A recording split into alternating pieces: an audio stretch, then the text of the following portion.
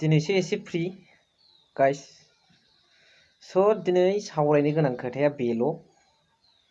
जे दिनैनि समाव 9 एप्रिलखौ 9 एप्रिलखौ हाग्रामा महिलारि सारा मानो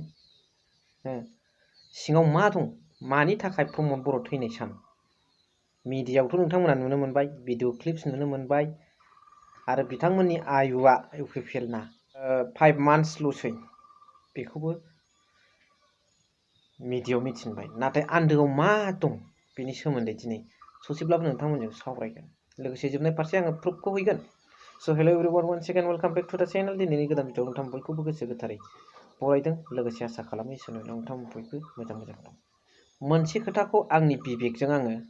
बुंनो सानदों जायनि बे उफ्रा बिसायख'थिखौ लानानै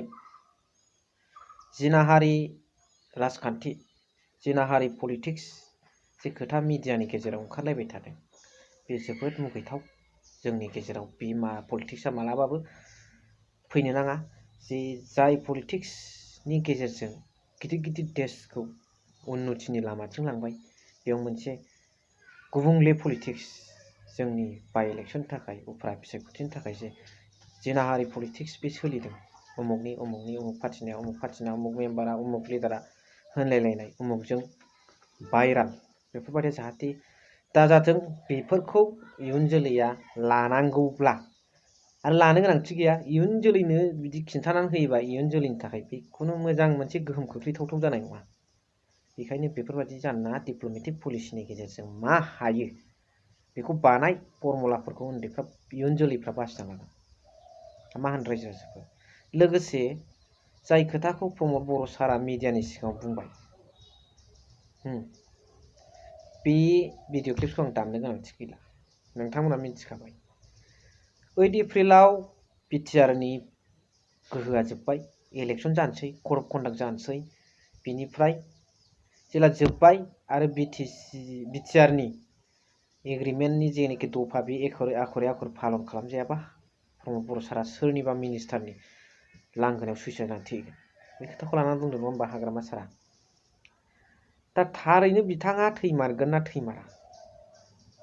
बेनिफ्राय मोनसे खोथा आरो जाय खोथाखौ बुंबाय बिथाङा रायजोफोरनि सिगाङाव बुंबाय बिनि थाखाय निमाहा बिनो हागोन ना हाया दा बे खोथाखौ माबे जसाव बुंखोमोन दा मा खोथा बुंफ्लांखो आरो दिनै मानि थाखाय हाग्रामा महिलारि बिथां सारा 9 नभेम्बरखौ बिथांनि थैनाय सान बेबो बिथांनि खोथा मथे हाग्रामा महिलारि सारा 9 सानखौ फालिनो नागिरदों प्रमद बर' सारनि खोथा मथे बे खोथा बुंनायनि थाखाय नाथाय बेफोरनि गेजेरजों आंनि मोनदांथिया बेथ' राजनितिकनि मोनसे बिराद राव जाबाय आरो सैथोथाखौबो मिडियायाव देखायना होबाय नाथाय बेफोरबादि पलिटिक्सआ थै गुलायनायसिमनि पलिटिक्स बायध'था जानांलायनाय बेफोर जाहाथे जाया माबा मोनसेनि गेजेरजों निमाहा बिफिनलायनाय बुंफिनलायनायनि गेजेरजों जाहाथे बेफोर समाधान जानानै फैयो बेखौसो जों रायजो राजाफ्रा लुबैदों जाय खोथाखौ प्रमद बर' सारा बुंदों मिडियानि सिगाङाव बे खोथाखौ मिडियानि सिगाङाव माबा मोनसे रायलायनायनि गेजेरजों निमाहा बिफिनलायोब्ला बा बुंनाया मा खेथ्रआव बुङामोन बबे एंगेलाव बेफोरखौ बुंफोरलायफिनोब्ला निस्सय रायजो राजाफ्राबो निमाहा होगोन आरो फारसेथिं बाय इलेक्शननि जसावहाय इउपिपिएल दैदेनगिरि बिथांमोनाबो हाग्रामा महिलारि सारखौ जाहाथे थै बोहैहोनाय गोदोनि समावहाय बिपिएफनि 17 बोसोर समावहाय रावबो मिनिस्टार फैनो हायामोन अपेनलि रावबो गिदिंनो हायामोन बेफोरबायदि खोथाखौ जाहाथे दाबाहायथोंसै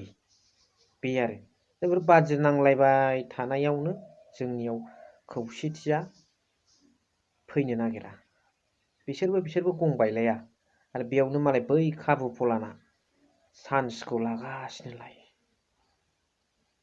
दा आं बुंनायाव माबा गोरोन्थि नंगौबा नंगौ नोंथांमोना कमेन्ट्सखौ सियरलि हरबानो जाबाय स' नैबे भिडिअ क्लिपखौ ससे नोंथांमोना नायलांदो प्रमद बर' সি নিজে কৈ লৈছে বিটিআৰ চুক্তিটো যদি আখৰে পালন নহয় তেতিয়াহ'লে সি অসমৰ কোনোবা এজনৰ কেবিনেট মন্ত্ৰীৰ ঘৰত যাই পেলাই বাৰেণ্ডাত ফাঁচি হৈ পেলাই মৰিম বুলি কৈছে এতিয়া 5 বছৰ কমপ্লিট হ'ব অহা 8 তাৰিখ এপ্ৰিলত সি নিজে কোৱা মতে 9 তাৰিখত ফাঁচি সি নিজে সুইচাইড কৰিব লাগে কথা এইটোৱে আৰু কিমান কম